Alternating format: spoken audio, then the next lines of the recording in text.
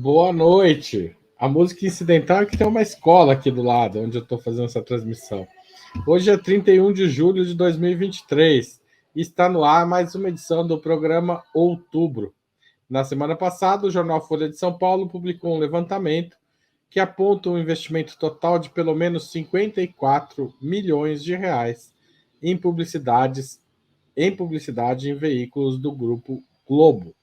Assim, a Globo volta a liderar com folga o topo dos investimentos em publicidades do governo federal, lugar que perdeu no início do governo Bolsonaro, quando chegou a receber menos do que Record e SBT. No balanço geral dos anos Bolsonaro, a Record teve 22% das verbas publicitárias e a Globo 20%. O valor investido agora, até 18 de julho, pelo governo Lula na Globo, equivale a 57% dos gastos com publicidade federal. A Record ficou com 13%. Não fazem parte dessas contas gastos de empresas estatais. Em nota, a SECOM disse que os grupos mencionados possuem diferentes volumes de veículos em sua composição, dando uma visão distorcida sobre o investimento público em comunicação. Para discutir os gastos do governo com publicidade e como essas decisões são tomadas, Opera Mundi recebe hoje Rita Coitinho, socióloga e doutora em geografia, autora do livro Entre Duas Américas, Estados Unidos ou América Latina, especialista em assuntos da integração latino-americana. Ricardo Berzoini, ex-presidente do Sindicato dos Bancários e ex-deputado federal, ministro de diversas pastas nos governos Lula e Dilma e presidente nacional do PT entre 2005 e 2010. E Gabriel Cassoni, 38 anos, sociólogo e mestre em História Econômica pela USP, membro da coordenação nacional da corrente Resistência do PSOL. Em nome de Opera Mundi, cumprimento os três convidados e passo a primeira pergunta da noite. O governo Lula está usando bem o dinheiro da publicidade? É razoável a Globo ficar com quase 60% dos recursos para este fim? Rita, você começa. Bom, boa noite, Haroldo, Gabriel, Ricardo, boa noite ao José Igor que está aí no bastidor. É sempre um prazer estar aqui conversando com vocês aqui no Outubro. Bom, fui colocada aqui na fogueira, né? Se é justo a gente destinar 60% da verba publicitária para as organizações Globo. Eu sou de uma geração que se formou na política denunciando o monopólio da mídia hegemônica, denunciando o monopólio da Rede Globo sobre as comunicações.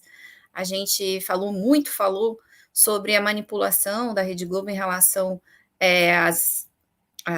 aos governos, né, do Fernando Henrique Cardoso, que ela cobertava os escândalos do Fernando Henrique Cardoso.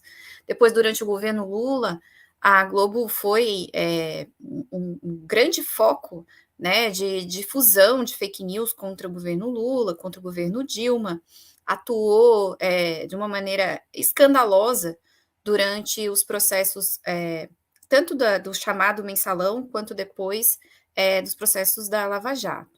Então, tendo em vista, em primeiro lugar, a já provada necessidade de haver uma democratização das comunicações no país, né?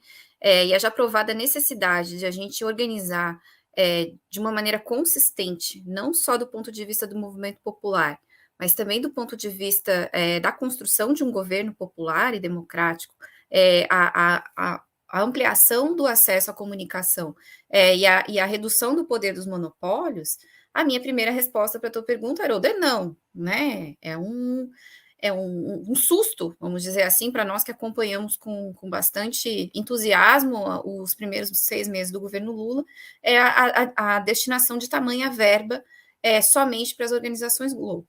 É claro que a SECOM justifica, porque o Grupo Globo detém amplo espaço de mídia, não é só televisão, é jornal, é portal de notícias na internet, é rádio, é uma série de concessões sob o domínio da Rede Globo, que dá um volume gigantesco à Rede Globo, e isso justificaria essa verba maior, né? Enquanto as outras redes de comunicação ocupam fatias menores do mercado de comunicação. No entanto, pensando no ponto de vista da democratização das comunicações, era já o momento, na hora de destinar a verba publicitária, o momento da gente começar a discutir se essa verba publicitária deve mesmo ir somente para os monopólios, porque o restante da verba foi para os outros monopólios que são um pouco menores, né? Mas que também exercem esse papel deletério na questão da divulgação das ideias no Brasil.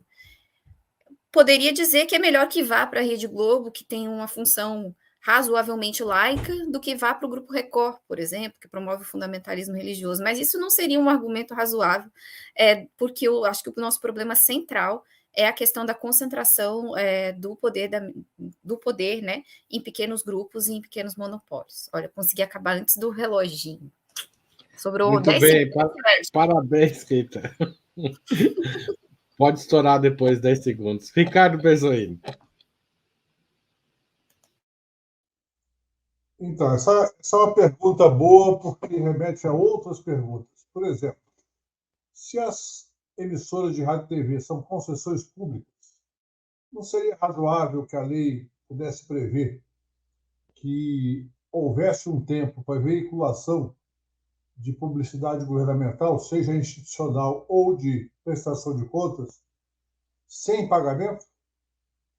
Afinal de contas, é uma concessão pública, o espectro magnético, né, por onde transitam as ondas de rádio e TV aberta, no caso. Então, se aplica a TV por assinatura, TV a cabo ou por outro tipo de transmissão. Eu creio que esse é um debate bom para fazer, porque no Brasil, infelizmente, a quantidade de dinheiro num país com tanta desigualdade, tanta pobreza e miséria, não é pequeno. Agora, é óbvio, você não muda isso a partir da vontade de um governo, mas a partir da construção política da sociedade, onde se discuta qual é o papel efetivo do rádio e TV na comunicação social, inclusive o fato de que rádios e TVs alugam espaços para igrejas e para interesses comerciais sem obedecer à legislação que prevê um limite máximo para a publicidade. A segunda pergunta para se fazer é por que não observar um mandamento constitucional que prevê um tratamento favorecido para micro e pequena empresa. Quando se aplica o critério da proporcionalidade da audiência, de certa forma se perpetua a desigualdade no setor de comunicação. Então, é outra questão a ser debatida pelo governo, mas também iniciativa nossa do parlamento para debater esse tema com profundidade. Os micro e pequenos, seja jornal impresso, sites, canais do YouTube, canais de televisão comunitária, por exemplo, é um debate importante de se fazer como incentivar e garantir a sobrevivência das rádios e TVs comunitárias que passam, eu conheço várias no Brasil inteiro, passam por uma dificuldade de sustentação financeira, uma dificuldade principalmente de assegurar uma estratégia de financiamento que tenha algum apoio público. E é um debate bom de se fazer. Esse debate vai levar à discussão de como que os meios de comunicação se sujeitam ao interesse público, não ao governo, que muitas vezes se coloca o ministro das Comunicações, e qualquer debate sobre como tratar essa discussão do marco regulatório do sistema é tratado sempre como censura, como tentativa de se aparelhar os meios de comunicação. Mas esse é um debate bom. Esse debate não funciona a partir do governo. Ele funciona melhor a partir da sociedade para pressionar o governo. Obrigado, Berzoini. Gabriel, a palavra é sua.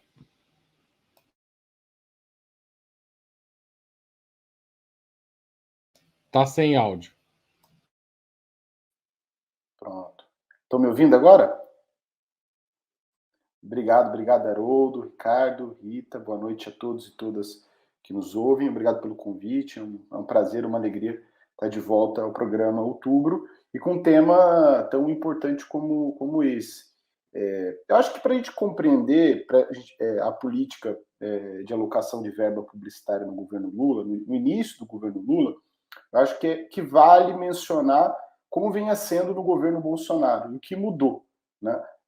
Nós tínhamos uma política publicitária no governo Bolsonaro em que o critério da audiência média das emissoras era um critério que não foi respeitado, né? Então, a Globo, ainda que a Globo tenha uma audiência 2, 3 vezes superior à audiência da Record, a Record recebeu, durante os 4 anos do governo Bolsonaro, um montante de recursos superior ao montante da Globo, ainda que a Globo tenha uma audiência muito superior à Record.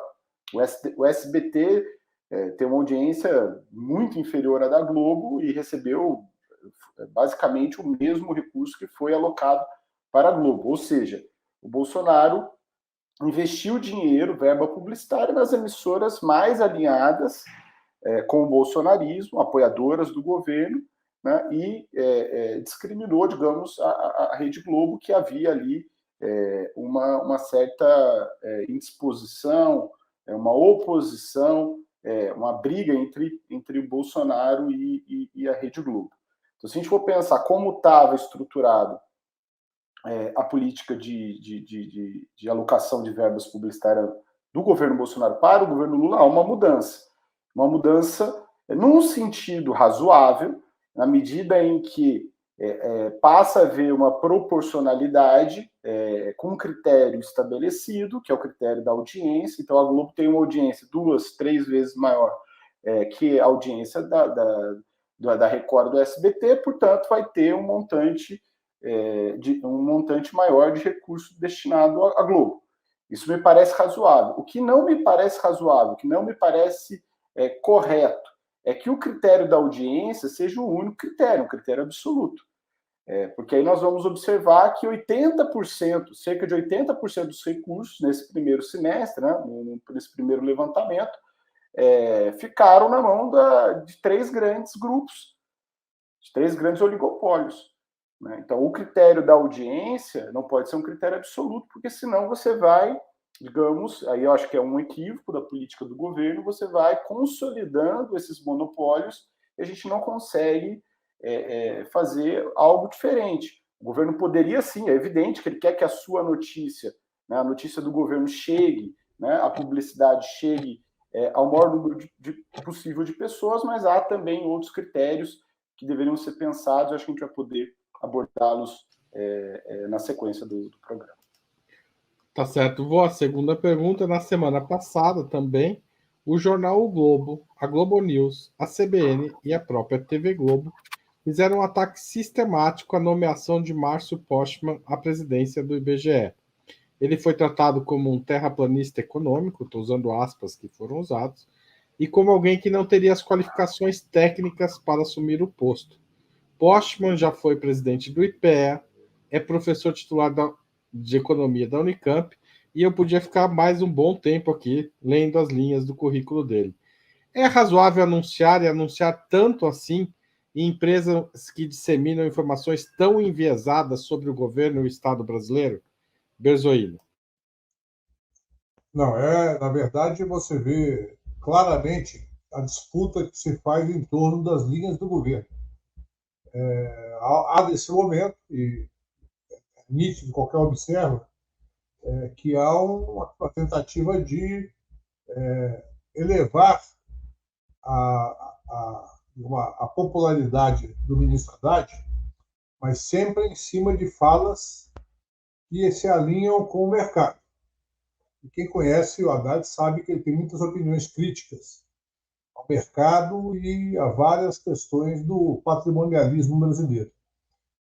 Mas o fato é que, como houve uma série de negociações para viabilizar a reforma tributária, a etapa inicial, a etapa que não mexe com a questão da distribuição das bases tributárias entre renda, propriedade e consumo. Trata só do consumo, basicamente. E também na questão do arcabouço fiscal, há de certa forma, uma tentativa da Globo, de outros meios de comunicação, de falar, olha, então ele está se ajustando ao que nós defendemos.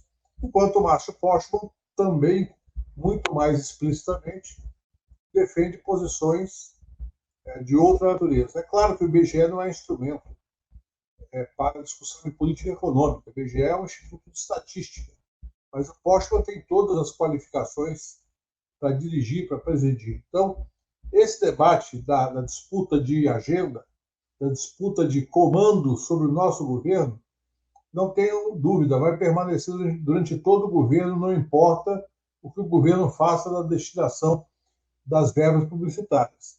Eu defendo que haja um critério técnico, que se gaste menos com publicidade, que eu não acredito que isso reverta em termos de popularidade ou de esclarecimento da opinião pública de maneira decisiva, que se gaste menos, que se gaste de maneira técnica, ou seja, proporcional à audiência, mas que se reserve uma parcela do recurso orçamentário para que haja investimento na diversidade de comunicação, investimento nos meios menos estruturados, que têm menos recursos e que, portanto, para crescer, precisam mais de um apoio governamental. Um apoio que é muito menor comparado aos grandes meios de comunicação, mas que você permite o financiamento da atividade, como nós defendemos no passado. Eu mesmo fui questionado várias vezes por defender essa opinião, e é óbvio que a Globo não gosta, que a Record não gosta, que o SBT também não gosta. E vão combater o nosso governo. Nós vamos preparar que não vai ser um governo de convivência pacífica com os meios de comunicação. Será um governo de confronto, sim. É claro que a cada momento vai se discutir a intensidade desse confronto, mas será um governo de confronto. Obrigado, Rita.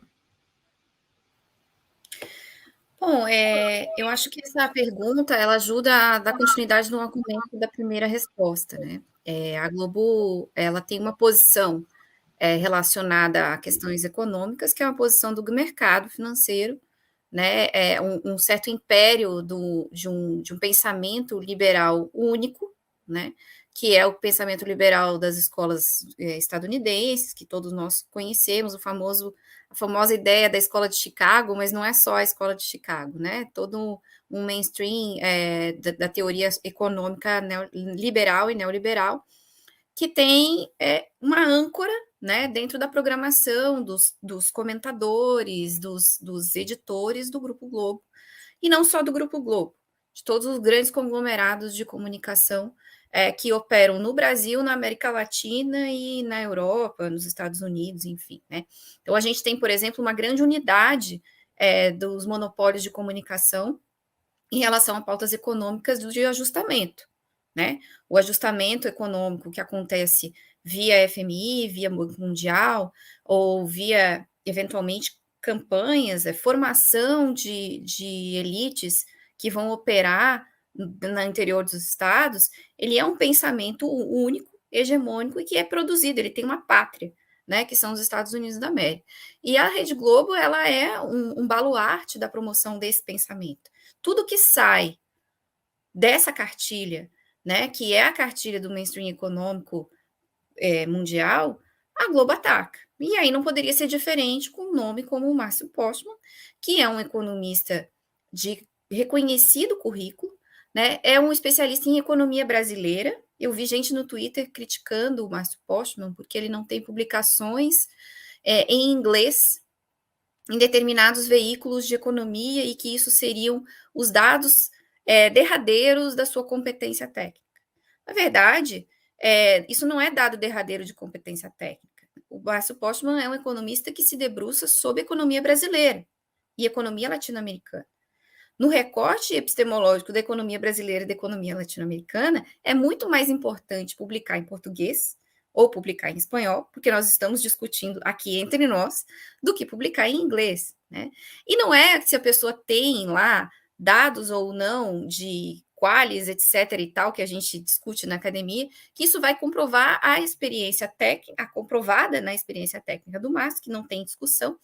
Quanto mais, o presidente de uma autarquia, o presidente de um instituto, ele, além dele ser um bom pesquisador, ele também tem que ser um bom gestor, né? E o Márcio tem experiência nisso, porque ele foi presidente do IPEA, fez uma excelente gestão no IPEA, afastou quadros que estavam lá usando sala emprestada sem poder, consultores duvidosos, promoveu concurso público para o único concurso público, acho que dos últimos 20 anos que teve no IPEA, foi sob a gestão do Márcio Postman, e ele assume o IBGE com uma missão que é dupla, né? Que é discutir tecnicamente, teoricamente, a amostragem. A gente viu que teve problemas no censo, a mídia hegemônica ficou calada sobre o censo. Eu estou sem relógio, você foi promovida?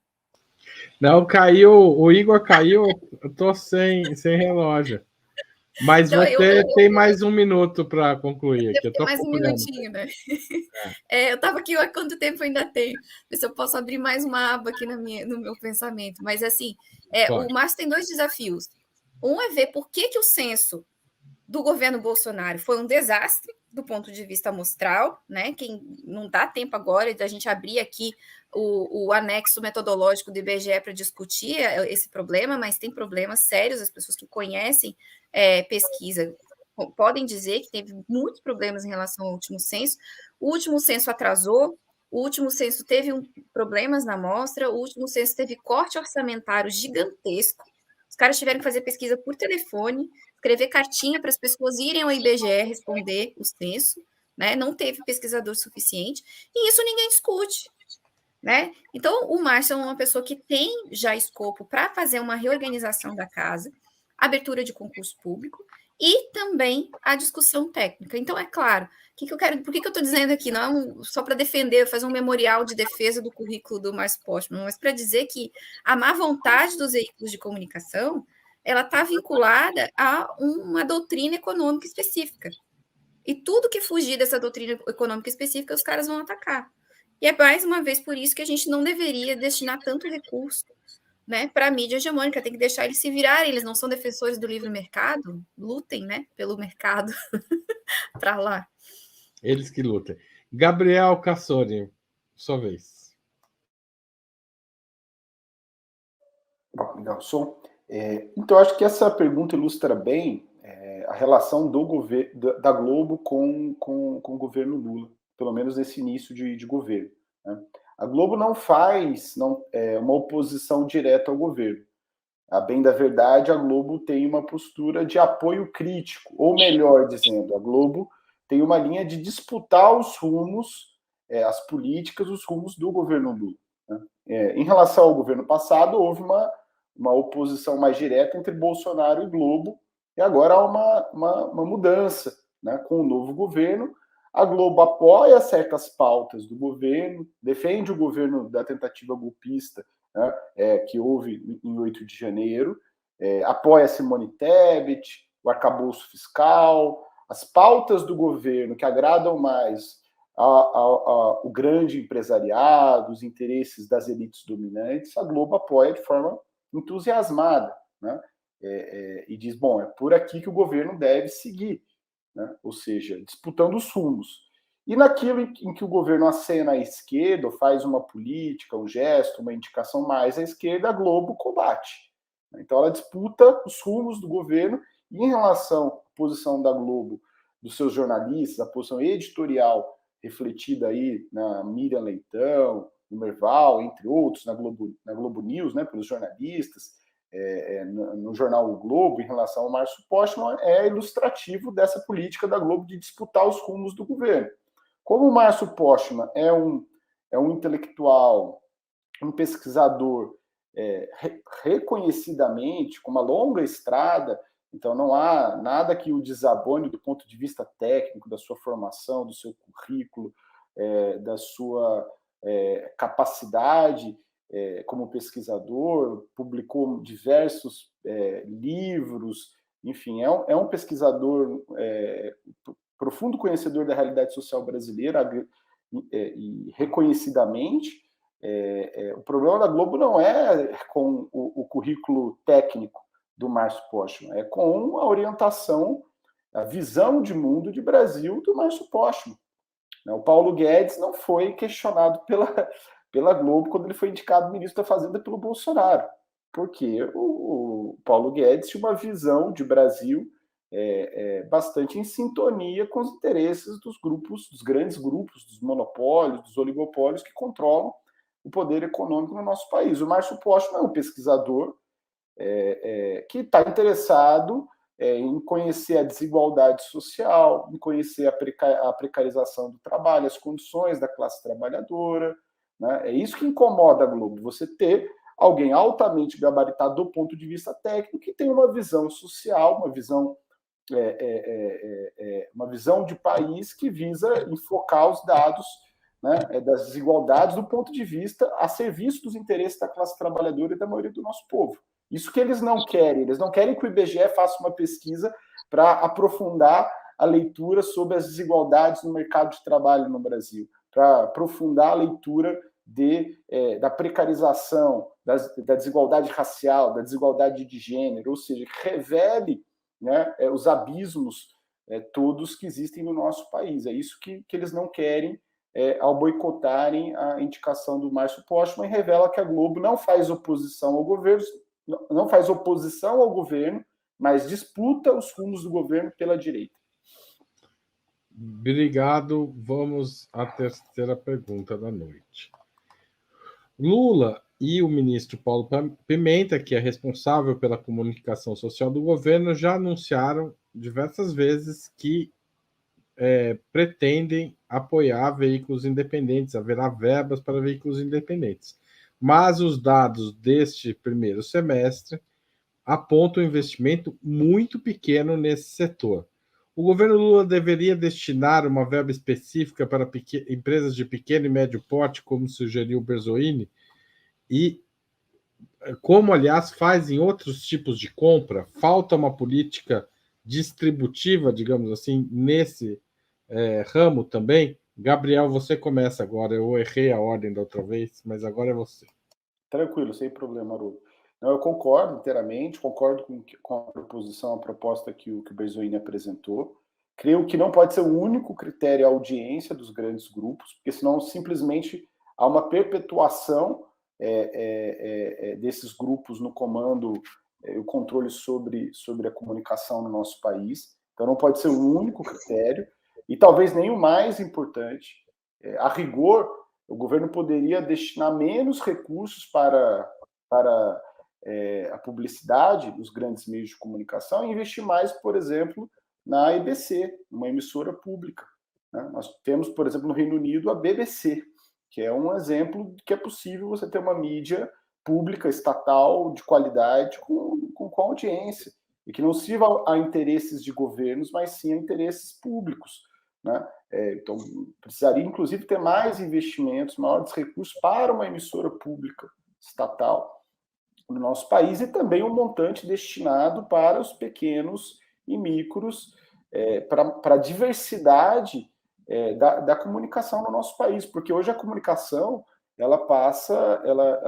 a mídia tradicional ela não tem o poder que ela tinha antigamente, né? Hoje as pessoas acessam a informação, buscam conteúdos de vídeo, de áudio, de texto nos mais diversos canais, pelas redes sociais, e há um grande número, né, de sites, de espaços, enfim, de pequenos e médios, de imprensa alternativa vinculada à questão racial, à questão de gênero, à questão LGBT, à cultura, à arte, os mais distintos enfoques, que deveriam sim receber recursos do governo, havendo e deveria haver, na minha opinião, um edital público com critérios, né, de modo que não pare qualquer dúvida para beneficiar um grupo político mais alinhado ou menos alinhado ao governo, mas que houvesse um edital com critérios estabelecidos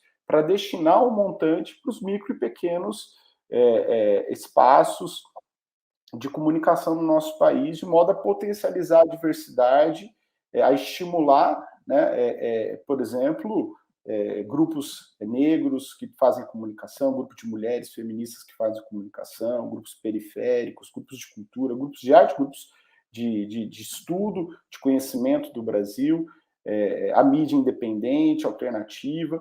Então, me parece um absurdo que não haja, né? Nós já estamos aí há 6 meses do governo, os grandes grupos concentrando 80% da alocação de verbas publicitárias no governo, e pelo que eu vi, até pelos números que foram publicizados, o montante destinado à mídia alternativa é residual, é ínfimo, e demonstra um erro de estratégia de comunicação e de concepção até esse momento. Acho que é um rumo que deve ser alterado no governo.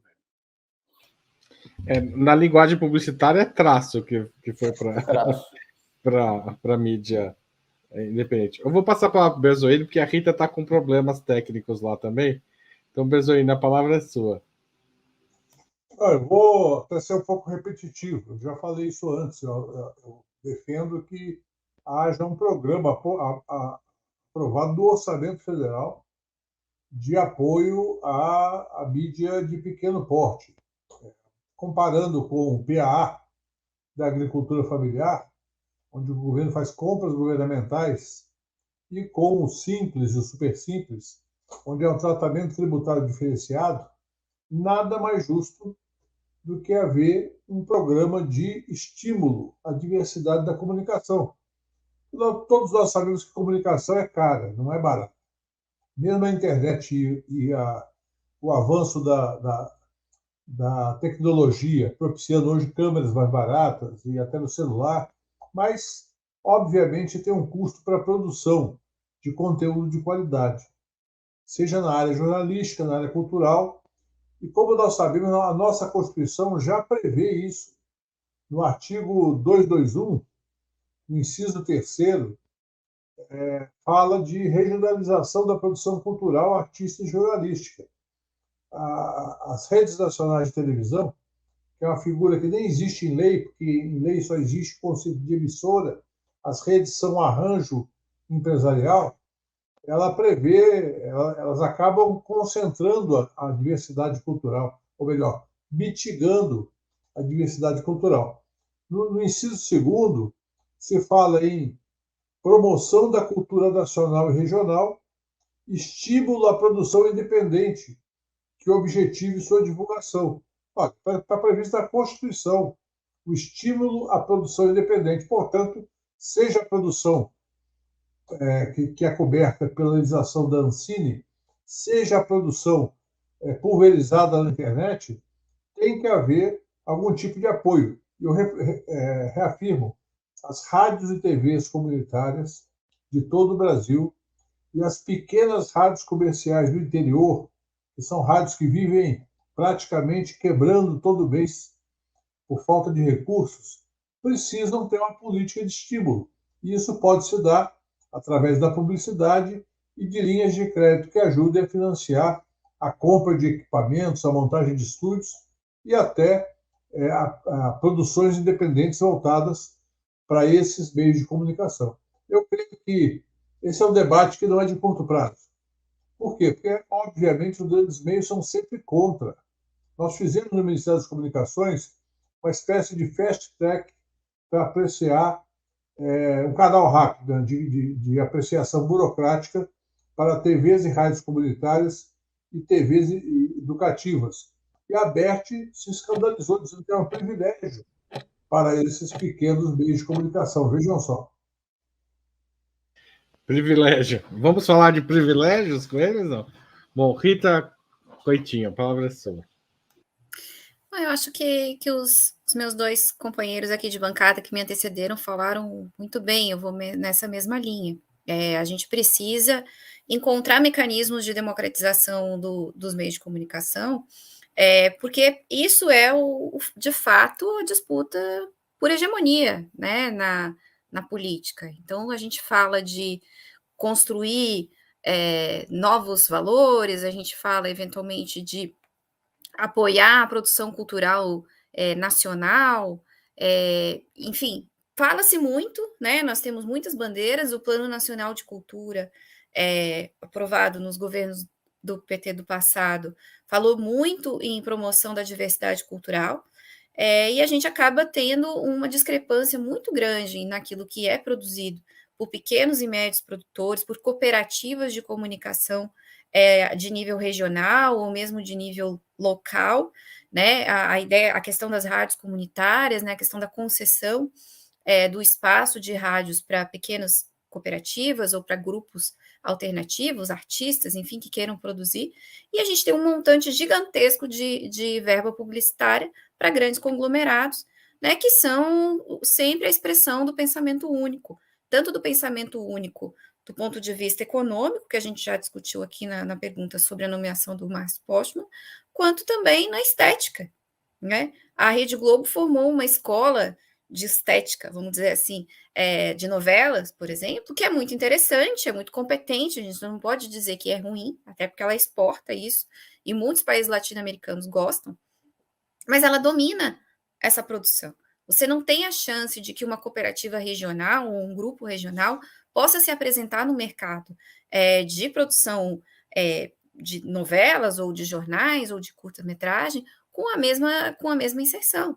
Né? E isso só pode acontecer, o livre mercado não vai garantir que esses pequenos produtores cresçam com apoio governamental. Então, de uma maneira, a pergunta é muito bem colocada, assim, de uma maneira paralela ao que a gente faz em compras governamentais, né, quando a gente tem ali uma legislação que promove a concorrência, né, o menor preço e o produto e o melhor produto, mas que não dá espaço.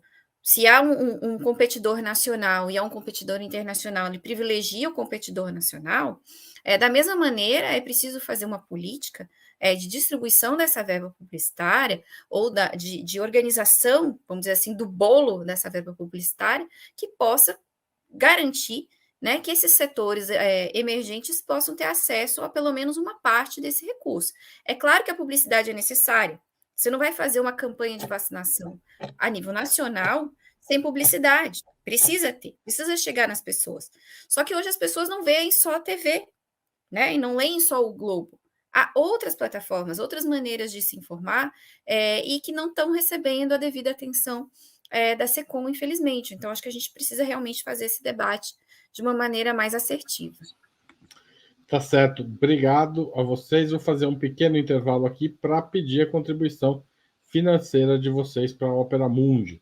Há 6 formas de fazê-lo. A primeira é a assinatura solidária em nosso site, operamundi.com.br/apoio. A segunda é se tornar membro pagante de nosso canal no YouTube. A terceira e a quarta é contribuir agora mesmo com Superchat ou Super Sticker. Aproveite para mandar sua pergunta para a gente usando essas ferramentas. A chance dela ser lida aumenta muito. A quinta é através da ferramenta Valeu Demais, quando vocês estiverem assistindo aos programas gravados. E a sexta é através do nosso Pix, apoie@operamundi.com.br. A mais eficaz de todas as armas contra as fake news é o jornalismo de qualidade.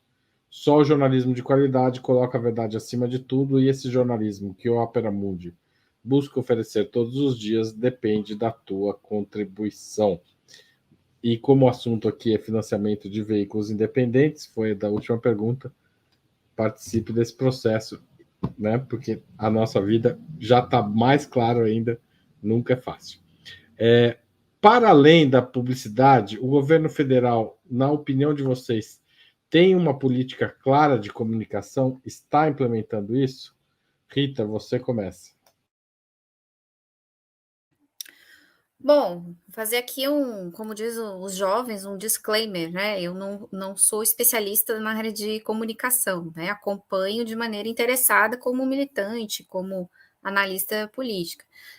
Na minha visão, né, de alguém que é um pouco leiga nisso, eu não enxerguei, talvez alguém possa me mostrar que há, né, uma política comunicacional definida. Me parece que há um momento de tatear o que tem e há uma repetição de uma fórmula antiga que não deu certo, né, nos 2 primeiros mandatos do Lula, que é de tentar amainar a oposição midiática concedendo verbas governamentais. Né?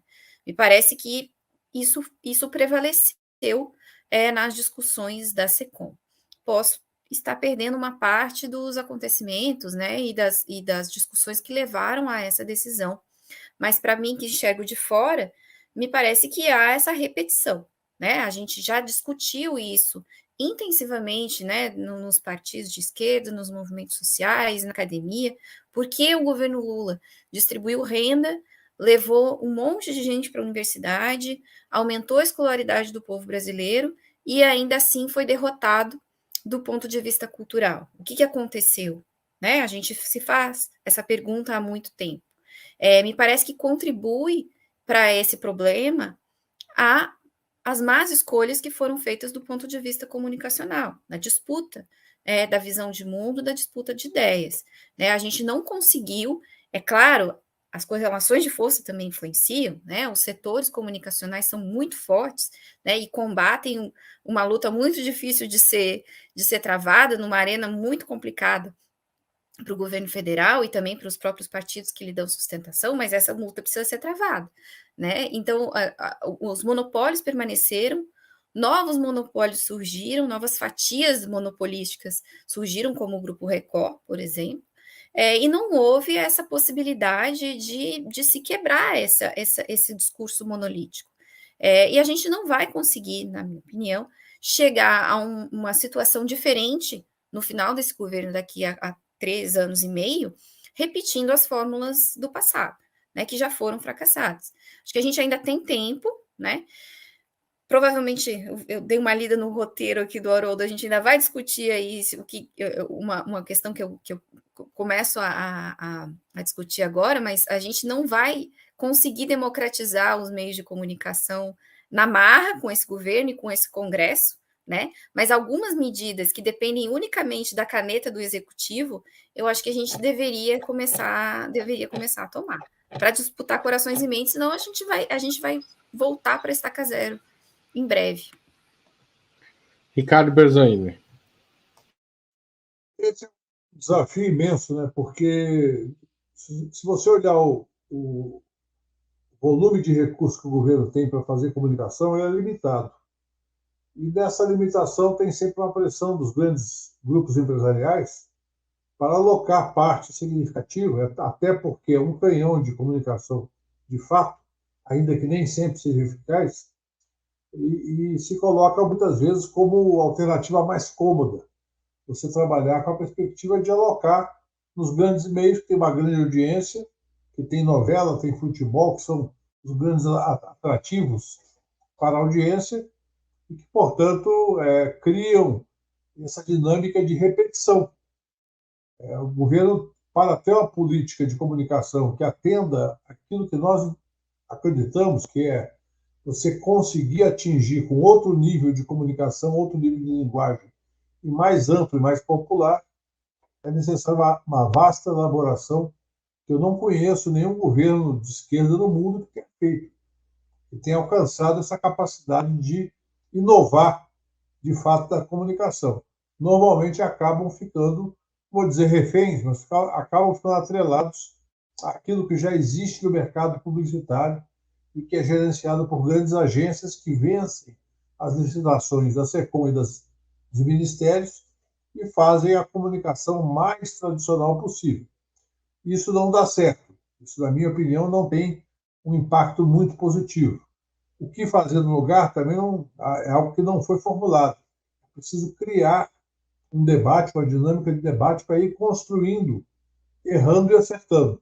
E, como eu disse, democratizar o acesso aos recursos orçamentários sem perder a referência da audiência, porque até esse aspecto, até o TCU acaba controlando a execução orçamentária. Você pode fazer um programa de incentivo aos pequenos e micro, porque é algo que está na Constituição. Dá para justificar e construir uma política a partir daí. Para você subverter completamente, acaba acontecendo o que aconteceu com o Bolsonaro, que no segundo ano o TCU já foi para cima, estabelecendo ali o contraponto em relação ao que ele fez com a Record, por exemplo, que ficou em primeiro lugar, pelo menos por 1 ou 2 anos, nas verbas publicitárias. A questão mais fundamental, na verdade, é pensar que tipo de comunicação se faz fora desse mundo, que tipo de veiculação você pode usar para chegar onde esse tipo de mensagem não chega via televisão. E esse é um desafio que precisa ainda ser construído. Não existe, na minha opinião, nenhuma fórmula para esse tipo de política.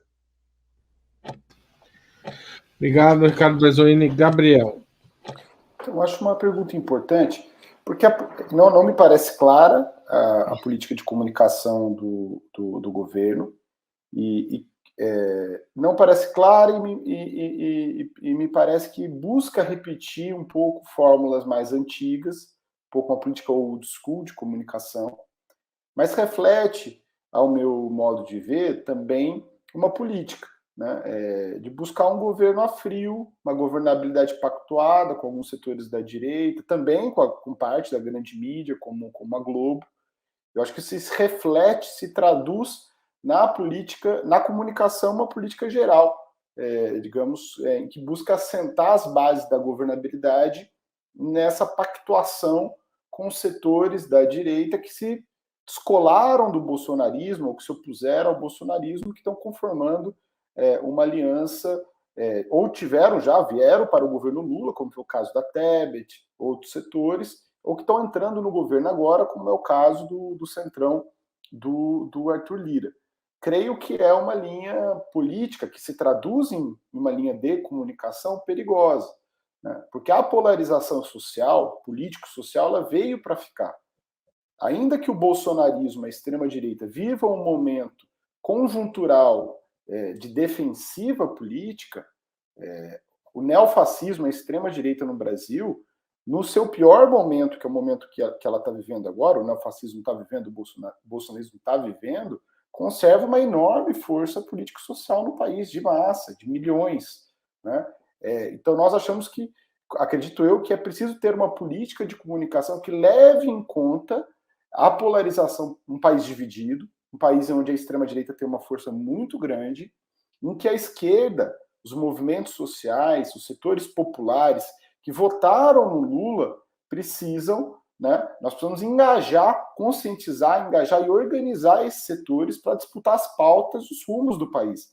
Então, a política de comunicação, no meu entendimento, ela tem que visar organizar, engajar os setores sociais à esquerda que votaram no Lula. Então, tem que ser uma comunicação mobilizadora, engajadora, e não simplesmente passiva, né, que busca engajar, mobilizar, organizar, estimular, e também uma política de comunicação que vise convencer, né? Nós temos agora teremos uma oportunidade, o governo terá uma oportunidade diante da reforma tributária, de explicar para a população e usar a comunicação por que é importante no Brasil colocar os ricos no imposto de renda, colocar o pobre no orçamento e os ricos no imposto de renda. Por que é um absurdo você não ter taxa? Um empresário pode tirar 10 milhões de lucros e dividendos no final do ano e não paga R$1 de imposto. E um professor, uma enfermeira, paga na folha de pagamento 27%, 30% de imposto de renda. Então, a política de comunicação tem que servir para organizar, mobilizar, engajar e disputar e convencer a população, porque a batalha vai ser duríssima nos próximos anos, exige a política e o tempo histórico que vivemos exige uma política de comunicação mais ativa, mais combativa, mais ousada, não só na forma tecnológica dela, mas no seu próprio conteúdo. Obrigado. Durante os anos do governo do golpe contra Dilma Rousseff e da prisão de Lula, um dos temas mais debatidos foi justamente pela esquerda foi justamente a necessidade de regular a propriedade dos meios de comunicação. O governo Lula tem condições e vontade de não deixar essa pauta morrer? Ricardo Berzoini. Eu creio que o governo não tem correlação de forças para levar esse debate adiante no Congresso Nacional. Não tem menor correlação de forças. Não é que não tem chance real de vencer, não tem chance desse debate decolar. Quem tem que fazer essa mobilização são os partidos e os movimentos. Nós temos que acumular força, temos que acumular identidade do ponto de vista político, ideológico, com os setores que são mais prejudicados. O Gabriel acabou de falar da questão da reforma tributária. E eu falei no começo, essa etapa que foi aprovada na Câmara, que está no Senado, é uma etapa que pode ser importante até para a economia do ponto de vista da simplificação.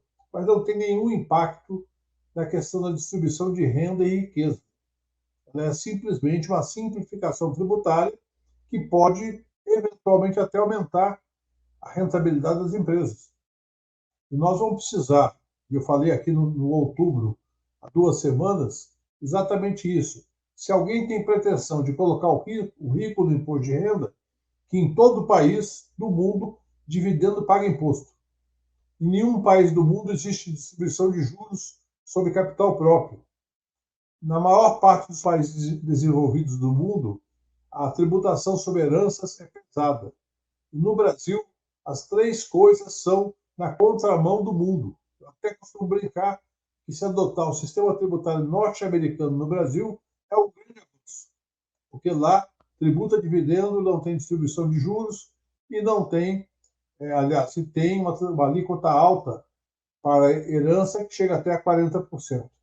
Portanto, essa será uma disputa. Eu já identifiquei, pela minha atividade profissional, a preocupação de setores do empresariado com essa discussão de dividendos, dizendo, por exemplo, que se paga muito IRPJ no Brasil, que é o imposto da pessoa jurídica da empresa, e que, portanto, cobrar sobre dividendos seria quase uma bitributação. Ocorre que na França, na Espanha, em Portugal, nos Estados Unidos, no Canadá, se cobra e não há nenhuma discussão de bitributação. Então, esse tema vai ser objeto de uma grande disputa ideológica. E quando o governo apresentar a sua proposta, não esperem elogios. Haverá muita briga em torno dessa questão. E o governo tem que se preparar em termos de estratégia de comunicação para isso. Eu sei que não é fácil, eu sei que é uma disputa dura, mas se não tiver uma preparação, essa disputa será fracassada. Não teremos qualquer hipótese de aprovar uma reforma na tributação sobre renda e propriedade no Brasil. Obrigado, Ricardo. Gabriel. Então, eu concordo com o Ricardo. Nós temos no Brasil uma maioria reacionária de direita que controla o Congresso Nacional. Então, eu não acredito que exista uma possibilidade do Congresso aprovar uma lei de regulamentação da mídia, né, da imprensa no país, de comunicação. Não acho que exista essa correlação de força no Congresso. E nós estamos numa situação também difícil porque o próprio ministro das comunicações do nosso país é o Juscelino Filho, que é do União Brasil, né? Um representante do Centrão, e creio que pelo seu viés ideológico, ele não entende nada de comunicação e também pelos seus compromissos de classe e seu viés ideológico, não sairá nada do Ministério das Comunicações sob a gestão do Juscelino Filho do União Brasil, não digo nenhum projeto de lei, mas sequer uma abordagem, né, crítica, uma política de esclarecimento sobre o tema da regulamentação da grande mídia. É bom a gente perceber, e até curioso a contradição, né, o cinismo que a mídia tradicional, a Globo, por exemplo, estava apoiando a PEC das fake news, para regulamentar o setor da nova mídia, a mídia das redes sociais, nas plataformas. A Globo estava apoiando o PL do Orlando Silva. E corretamente, a esquerda estava defendendo o governo, a esquerda, os movimentos sociais, a regulamentação das novas mídias, das redes sociais, o Google, o Facebook, o Twitter, né? Como eles manipulam os algoritmos, a transparência, tudo que envolve o poder que as Big Techs adquiriram no Brasil e no mundo, que é preciso uma regulamentação. E a mídia tradicional, que concorre com a nova mídia, com as Big Techs, estavam defendendo, a Globo defendendo a regulamentação das novas mídias, das Big Techs. Mas elas não querem a regulamentação do seu próprio segmento, né? O que demonstra o cinismo e o absurdo, né? Isso, eles construíram uma narrativa, né, por assim dizer, de que a regulamentação da mídia no Brasil significa censura, local cabresto, né? O que o governo vai passar a dominar a mídia, a controlar ideologicamente, o que é uma falácia, né? Nós temos países, sejam países no centro, né, nos países desenvolvidos, o Reino Unido, a França, tem leis de regulamentação da mídia. Na França, nenhuma imprensa pode ter, nenhum grupo de mídia pode ter mais do que, se eu não me engano, 30% do mercado. O Reino Unido também tem uma legislação, a Argentina tem uma legislação. Né? Seria absolutamente razoável haver uma no Brasil.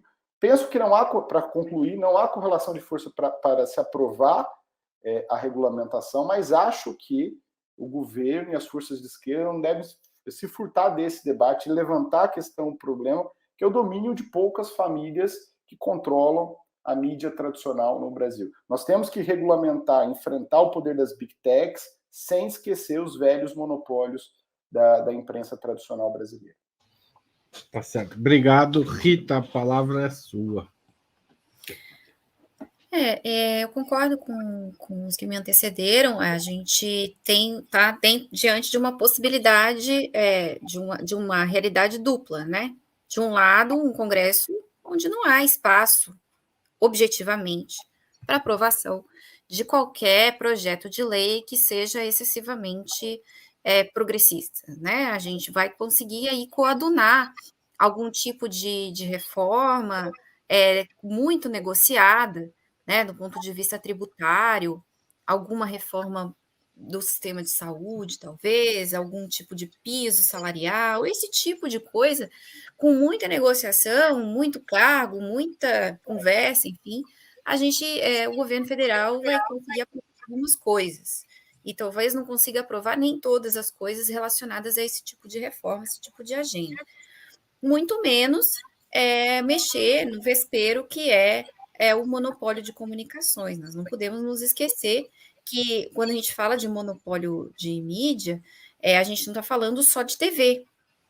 A gente está falando também de uma ferramenta que às vezes é esquecida, mas que é extremamente poderosa em regiões mais afastadas do Brasil, onde a internet ainda é um pouco ruim, já tem, né? Mas é meio instável, que é o rádio. Né? A gente tem deputado, senador, prefeito, vereador, que é eleito porque tem um programa de rádio famoso naquele lugar, naquela região, naquele estado.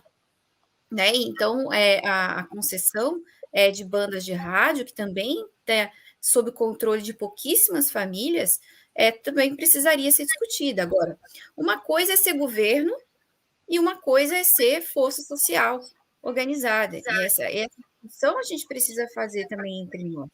O governo não ter voto no Congresso para a gente passar uma reforma como essa, não significa que os partidos de esquerda, os movimentos sociais, né, os lutadores, os intelectuais, enfim, as pessoas que estão aí discutindo política, não deveriam se organizar, né, e não deveriam travar esse debate abertamente. Porque, eventualmente, se a gente consegue travar o debate de uma maneira muito ampla, muito decisiva, com muita mobilização popular, pode ser que dali a algum tempo a gente consiga, sim, efetivamente, ter algum ganho, mesmo num Congresso Nacional Conservador. Os congressos, eles têm uma cara, né, a cara daqueles deputados, daqueles senadores que foram eleitos, mas nem isso é uma coisa fechada. Né? A disputa popular, uma boa movimentação, pressão nas ruas, enfim, nas cidades. Agora, ano que vem, a gente tem eleição aí para câmaras de vereadores, para prefeitos, enfim. Esses parlamentares, eles são permeáveis à pressão popular. Agora, tem que existir a pressão popular, né? Se a gente depender só de iniciativa de governo, eu não vejo possibilidade da gente ter alguma mudança efetiva na questão dos meios de comunicação, né, nessa quadra, né, nesses próximos 4 anos. Tá certo. Gente, a gente está com 1 hora de programa. Eu vou fazer uma última pergunta, mas eu vou pedir para vocês, não precisa usar os 3 minutos, tá, gente? Que é a seguinte: o levantamento mostrou também que a Jovem Pan não recebeu diretamente investimento do governo em mídia neste período inicial. A rede bolsonarista chiou bastante por conta disso. O governo fez bem em fechar as torneiras para quem apoiou ou defendeu os atos golpistas de 12 de dezembro de 2022 e 8 de janeiro de 2023? Gabriel, você começa.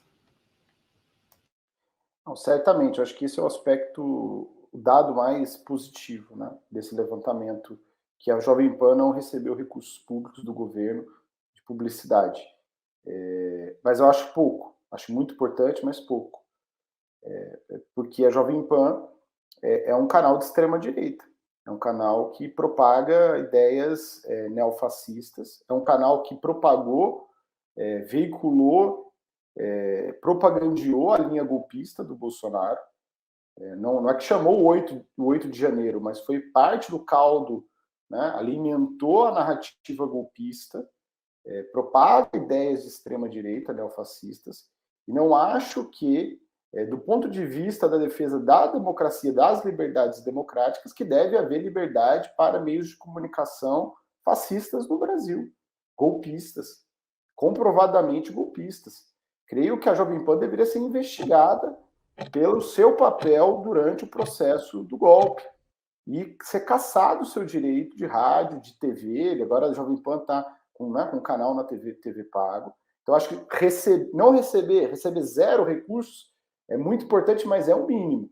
Creio que o Judiciário, o Ministério da Justiça, o governo, deveria abrir uma investigação em relação à Jovem Pan, das suas responsabilidades no processo do golpe de 8 de janeiro, e ser cassado o seu direito de existência enquanto grupo de comunicação, que é uma concessão pública.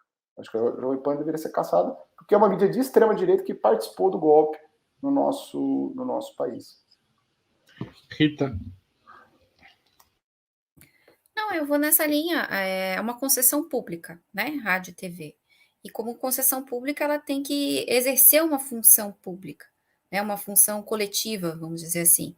E acho que essa pode ser a grande pegada, inclusive, para a gente começar a discutir alguns outros canais de rádio e TV que nós temos por aí. Uma coisa é você ter liberdade de expressão, de opinião, de informação, né? Outra coisa é um canal que dissemina informações mentirosas, falseia a realidade, coloca pessoas, incentiva a violência, enfim, contra pessoas comuns e faz assassinatos de reputação. Só queria lembrar que a Rede Globo também fez muitos assassinatos de comunicação no passado. Então, ao contrário de dizer que, já que destinou para a Rede Globo, eu acho que devia destinar para a Jovem Pan, a minha opinião é que a gente precisaria começar a colocar a nu essas questões e aproveitar isso para a gente destinar menos recursos para quem faz assassinatos de reputação por aí. Parei, ó, junto com o reloginho. Muito bem. Ricardo Berzoini. Concordo com o Gabriel e com a Rita. Eu quero só lembrar que nós temos no Brasil, historicamente, uma atuação fora da lei da maior parte dos grupos de comunicação. Em maior grau, menor grau, a manipulação política é um padrão.